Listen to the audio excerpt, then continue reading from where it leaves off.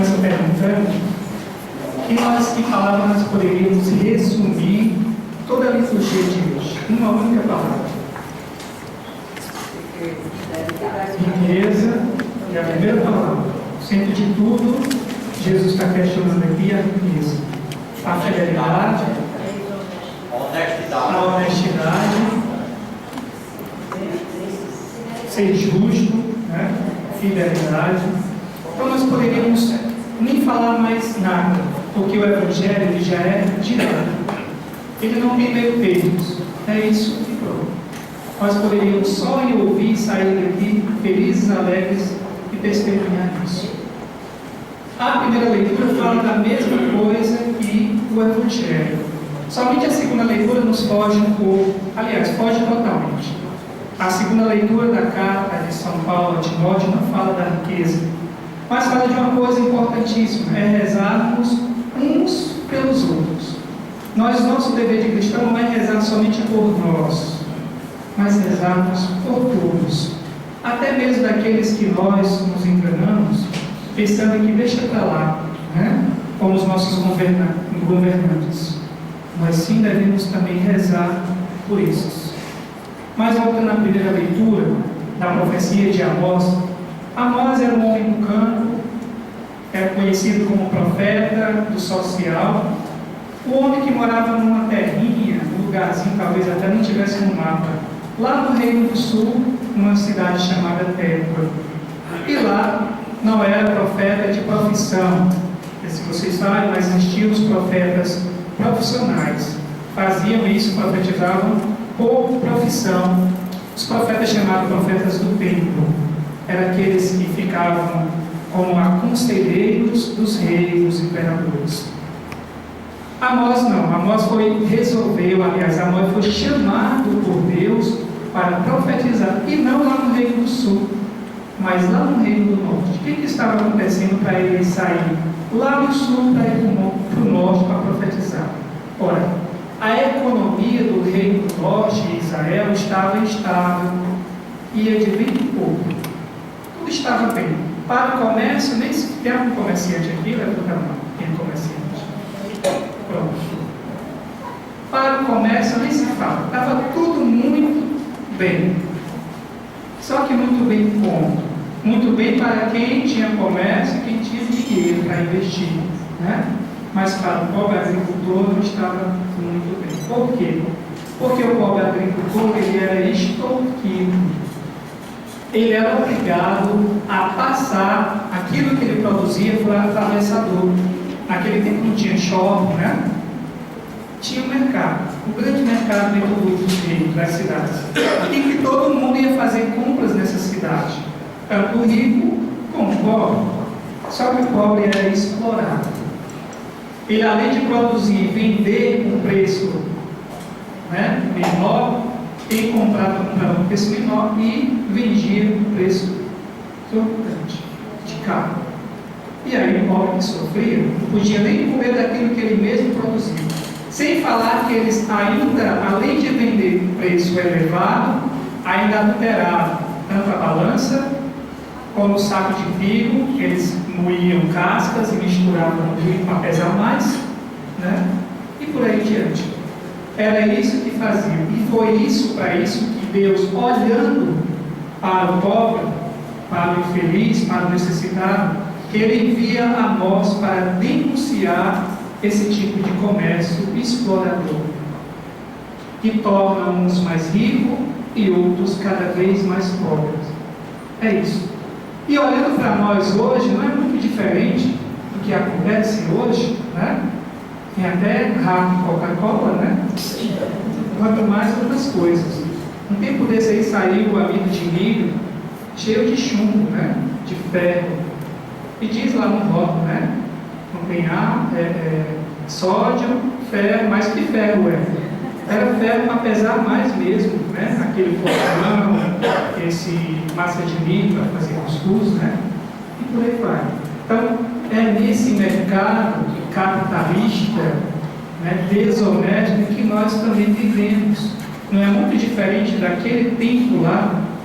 Isso acontecia no século VIII antes de Cristo. Nós estamos o quê? Há muitos anos, né, na frente, e isso ainda acontece. Da mesma forma, qual é o objetivo desse comerciante? Simplesmente ganhar muito dinheiro. Ora, o que Jesus observa e que Jesus vai falar nessa palavra é justamente isso: chamar a atenção. O homem, nessa ganância, nessa ânsia de ganhar dinheiro, ele esquece de Deus. Então ele tira Deus do centro da sua vida e coloca o dinheiro. Claro, o dinheiro aqui em primeiro lugar, né? Porque o dinheiro compra o carro, compra as outras coisas, mas é o dinheiro. Aí Jesus vai contar a parábola, diz que o homem, né, tinha seus bens, mas deu ao administrador para administrar os bens, a loja, seja lá o que for. O que era o administrador no tempo de Jesus? Era aquele que cuidava dos bens de outro, no lugar de outro, e ele não tinha salário, não tinha remuneração. Ou seja, ele vivia daquilo que ele vendia. Nós chamamos de comissão. Então, se ele tinha esse crucifixo, era R$100, ele vendia por 150. Os 50 era dele, era justo. O 100 era do patrão. Mas o patrão ouviu falar que ele não estava cumprindo com a obrigação. Ele estava sendo desonesto. E o patrão logo vai mandar, o Senhor vai mandar ele ser despedido. Vai tirar ele da administração. O que é que Jesus elogia aqui a esse homem, esse administrador? É até ilógico, né? Como é que Jesus elogia a desonestidade desse homem? Mas Jesus está elogiando aqui a esperteza que ele tem, pensando no futuro. Quem é que não pensa no futuro? Todo mundo pensa no futuro, pensa no melhor, né? Temos que ganhar dinheiro agora. Tem casais ultimamente, né? Tenho ouvido casais que vão cuidar primeiro da administração, né? Pôr dinheiro no bolso para depois ter filho, né? E olha lá, quando está bem, não vamos ter filho, não vai ser mais gasto.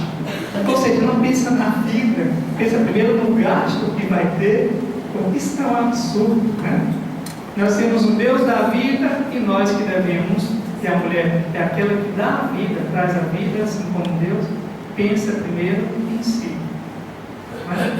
Então veja só, esse administrador, ele pensa no futuro, né? O que ele vai pensar? Não. Trabalhar, cavar, eu não tenho força, preguiçoso, né? Só sei vender mesmo e ganhar comissão. Mendigar, tenho vergonha. Sair porta em porta mendigando, já sei o que eu vou fazer. Então ele foi o quê? Até aqueles que deviam, seu patrão, seu senhor, e aquilo que era comissão ele dispensou. Para quê? Para ganhar a amizade daqueles que deviam o Senhor, para que futuramente ele, sem emprego, pudesse ganhar, entrar na casa das pessoas e ganhar. Ou seja, é isso aí que Jesus está chamando a atenção. Primeira coisa, pensar no futuro, é pensar em dinheiro, né? Botar dinheiro no bolso. Tem gente que é só cifrão, tudo que olha é cifrão, cifrão, cifrão. Primeira coisa aqui, não se pode comprar o céu. Não se pode comprar a amizade de ninguém. Não se pode comprar bondade, amor, carinho, atenção, afeto. Mesmo que para o futuro, eu me dever. Não se faz relação com o outro para que mais tarde, na pior, possa usufruir disso. É isso o erro do administrador. Ele tentou comprar a amizade dos outros para que futuramente ele pudesse se dar bem, pudesse ganhar dinheiro. Então, se você me deve 100, então coloca aí 50, eu dispenso minha comissão. Aí o outro vai fazer, o cara lá dispensou os R$50. Então ele é gente boa, mas não se compra. Não se compra o carinho do marido. Ou ele tem e dá, ou não dá. Ou você vai viver a vida toda sem o carinho do esposo. Ou ele ama, se você percebeu isso, se não percebeu, vai viver a vida toda assim, mendigando amor, mendigando carinho, afeto. Isso serve para nós. Quantas vezes nós erramos querendo comprar o outro? Quantas pessoas chegam para o pai e dizem: Pai, eu faço de tudo, eu já dei tudo aos meus filhos, faculdade, escola, melhor, mas eles não olham para mim. Nem o amor por mim eles têm, porque você não deu para mim. Você comprou o carinho dos seus filhos. E vai chegar um dia que você vai perceber que foi tudo errado. Você investiu numa coisa que você poderia dar gratuitamente. Amor, carinho, afeto. Não se vende em lugar nenhum, em shopping. E se fosse, Jesus tinha aberto várias lojas em toda esquina, né, vendendo amor. E era muito fácil. Estou sem amor pela minha esposa. Eu vou lá e compro um frasco, né? Não tem aí um frasco de amor, né? Com certeza seria muito caro, né? Perdão também.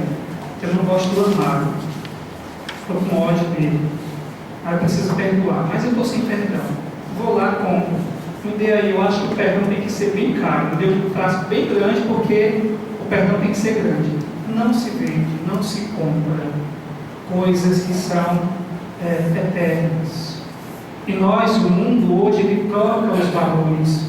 Aquilo que deveria ser eterno, nós tornamos passageiros na nossa vida. Família é algo eterno. Carinho da família é algo eterno. O perdão, o amor. Todos esses sentimentos que vêm do alto de Deus como dom, como virtude, são eternos. Não se compra. Não se vende. Ou se tem ou não tem. Ou se pede em oração a Deus. Se adquire com uma caminhada com o outro. Agora, aquilo que deveria ser passageiro, nós tornamos eterno. Né? O carro, às vezes, é eterno. O dinheiro, tantos empregos que eu adquiro, né? Eu não me envolvi só com emprego, eu devo ter 2, 3. E onde é que fica a família? Onde é que fica Deus?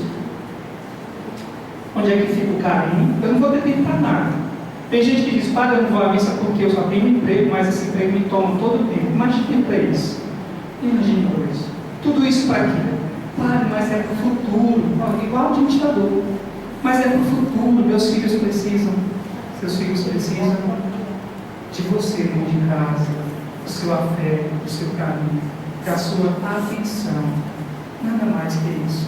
E nada contra isso. O tempo vai passar se você não adentrar isso, perceber isso, porque enquanto a vida é sempre resgate da vida do outro, da vida da família, da vida do casal.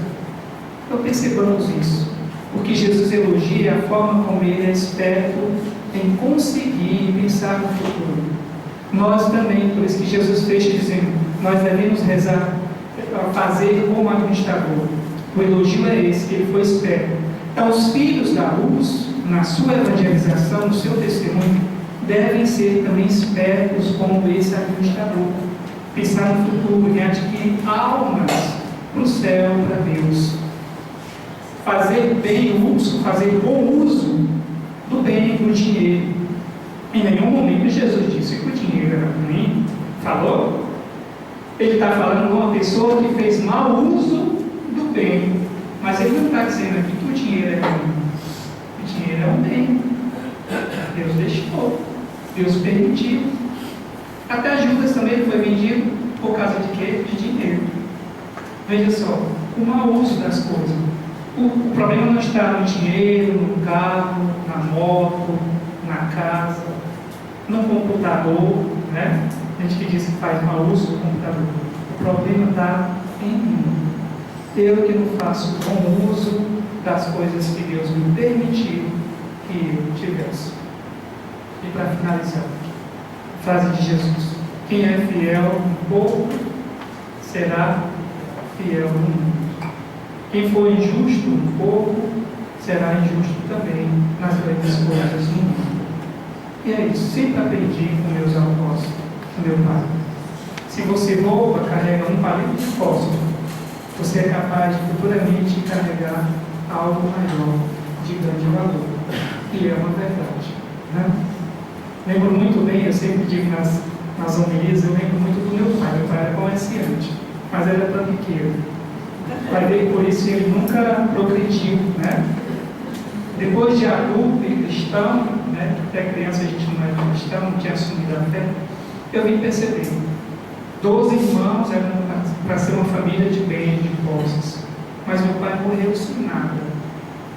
A única coisa que meu pai deixou, depois de morto, foi uma pequena quantia que o governo deu, né, e que foi partilhado entre os 12 irmãos e minha mãe. Deu para comprar o quê?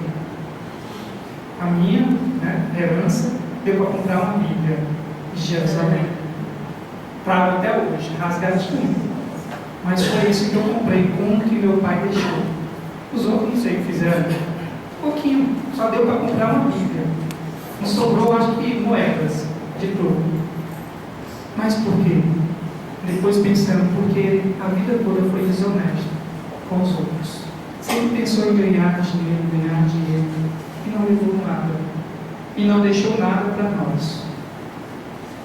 Lembro quando criança, no comércio, ele era dono de frigorífico, de feirante também, e ele ia vender a carne, colocava um quilo lá, adulterava a balança, colocava na hora de embrulhar a carne, ele derrubava pedaços de carne. E eu via tudo aquilo, e aquilo mexia comigo, uma criança. E eu ficava dizendo, poxa, isso está errado. Pessoal, não tinha nem consciência ainda, né? Mas aquilo ali Deus já me chamava a atenção de que não era certo. E por algumas vezes que eu chamei a atenção, está errado isso. Aí ele puxou meu orelha e disse, cala a boca, você fica calado. E eu chegava em casa e dizia minha mãe, que não queria mais trabalhar com ele porque eu via muita coisa errada. Lembro uma vez também, vendendo codorna na feira, livro de animais, bichos. E codorna, se eu não me engano, eu ouvi ele dizer, eram 8 fêmeas para um macho. E o macho é mais caro do que a fêmea, né? Porque o macho é o reprodutor. E ele ensinou que virando, né, a codorna macho, você apertando sai o esperma na codorna. Então você descobre assim, porque tudo são vazios, né? Mas você descobre que é macho apertando. E quando sai a espuminha, você sabe que é macho. Só que na hora tudo igual, ele enrolava a pessoa e levava 9 fêmeas. A pessoa pediu, eu quero 8 fêmeas e um macho. Ele enrolava e levava. E eu sempre chamei a atenção dele nisso. E é uma verdade. Nunca progrediu. Né? Nunca progrediu.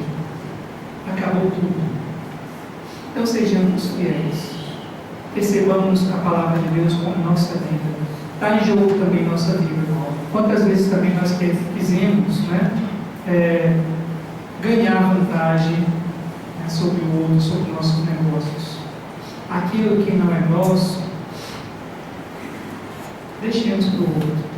Não sejamos gananciosos. Deus dará a cada um. Deus nunca deixou de cuidar de nós. Não vai ser por esse pequeno dinheiro, essa vantagem, que eu vou enricar, que eu vou ser melhor. Pelo contrário, é sendo justo, é sendo amor, que nós herdaremos o reino dos céus. Louvado seja nosso Senhor Jesus Cristo.